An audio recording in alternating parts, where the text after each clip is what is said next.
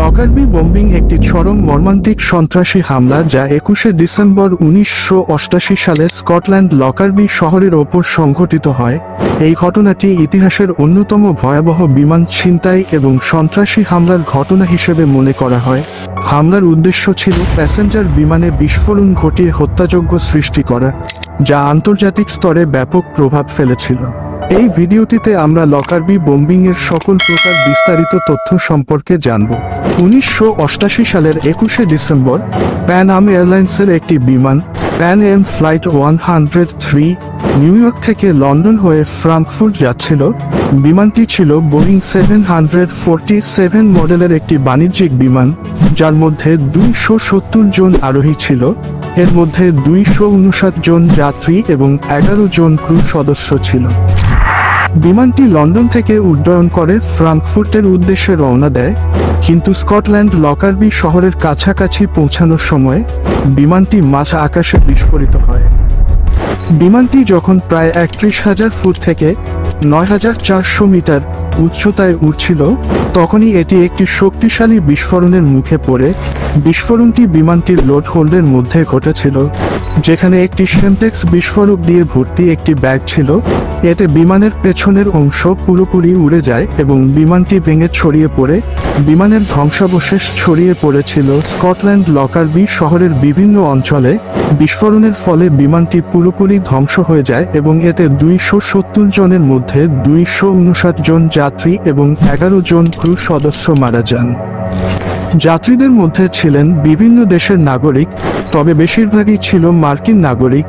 বিস্ফোরণটি এতটাই শক্তিশালী ছিল যে এরপর ছড়িয়ে পড়া ধ্বংসাবশেষ লকারবি শহরের ওপর পড়ে এবং একাধিক বাড়ি ক্ষতিগ্রস্ত হয়। এটি প্রাথমিকভাবে একটি সন্ত্রাসী হামলা হিসেবে চিহ্নিত হয়েছিল। তদন্তে জানা যায় এটি ছিল লিবিয়ার পরিকল্পনা এবং রাষ্ট্রীয় মদদে পরিচালিত একটি হামলা। লিবিয়ার তৎকালীন শাসক মুয়াম্মার গাদ্দাফি এর সাথে যুক্ত বলে ধারণা করা হয়। বিস্ফোরণের পেছনে যারা সরাসরি দায়ী ছিল তারা দুই ব্যক্তি ছিলেন, আব্দুল বাসেত আল মেগরি এবং মোহাম্মদ আব্দুল আল ওহাব। বিমান বিস্ফোরণের ঘটনায় তদন্তে প্রথমে স্কটিশ পুলিশ এবং এফবিআই একযোগে কাজ শুরু করে। বিস্ফোরণের পর তীব্র তদন্তে খুঁজে বের করা হয় যে একটি সেমটেক্স বিস্ফোরক দিয়ে ভর্তি একটি ব্যাগ বিমানটির চেক ইন লাউঞ্জে রাখা হয়েছিল, যা বিমানের ধ্বংসের কারণ ছিল। এই সেমটেক্স বিস্ফোরক ছিল লিবিয়া থেকে সরবরাহিত। তদন্তকারীরা আবিষ্কার করেন যে লিবিয়ার দুটি নাগরিক, আব্দুল বাসেত আল মেগরি এবং মোহাম্মদ আব্দুল আল ওহাব, বিমান হামলার মূল পরিকল্পনাকারী ছিল। 2001 সালে আব্দুল বাসেত আল মেগরি একমাত্র ব্যক্তিরূপে দোষী সাব্যস্ত হন। তাকে লন্ডন উচ্চ আদালতে মৃত্যুদণ্ড দেওয়া হয়, তবে পরে এই সাজা কমিয়ে আজীবন কারাদণ্ডে পরিণত হয়। এই হামলার পর বিশ্ব রাজনীতিতে ব্যাপক প্রভাব পড়ে। লিবিয়া এবং যুক্তরাষ্ট্র এর মধ্যে সম্পর্ক মারাত্মকভাবে অবনতির দিকে চলে যায়।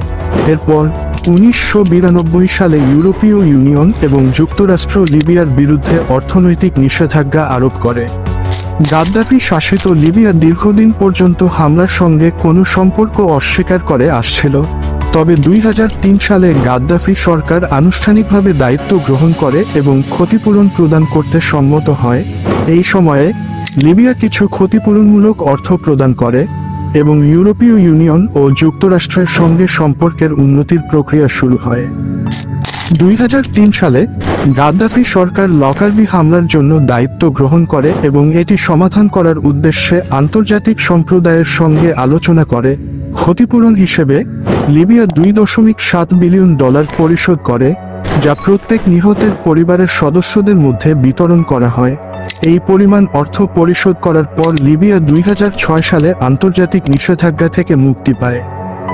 লকারবি বোম্বিং শুধু একটি বিমান বিস্ফোরণের ঘটনা নয়, বরং এটি আন্তর্জাতিক সন্ত্রাসবাদ, রাজনীতি এবং বিমান নিরাপত্তা ক্ষেত্রেও একটি গুরুত্বপূর্ণ মাইলফলক হিসেবে পরিগণিত হয়েছে। সন্ত্রাসবাদের বিরুদ্ধে লড়াইয়ে এই ঘটনা বিশ্বকে সচেতন করে তুলেছিল এবং আন্তর্জাতিক বিমান নিরাপত্তা সম্পর্কিত নীতি এবং নিয়মগুলির পুনর্বিবেচনার দিকে নিয়ে যায়। মূলত লকারবি বোম্বিং একটি দুঃখজনক এবং হৃদয়বিদারক ঘটনা, যা সন্ত্রাসবাদের দৃষ্টিকোণ থেকে ইতিহাসে চিরকাল স্মরণীয় হয়ে থাকবে।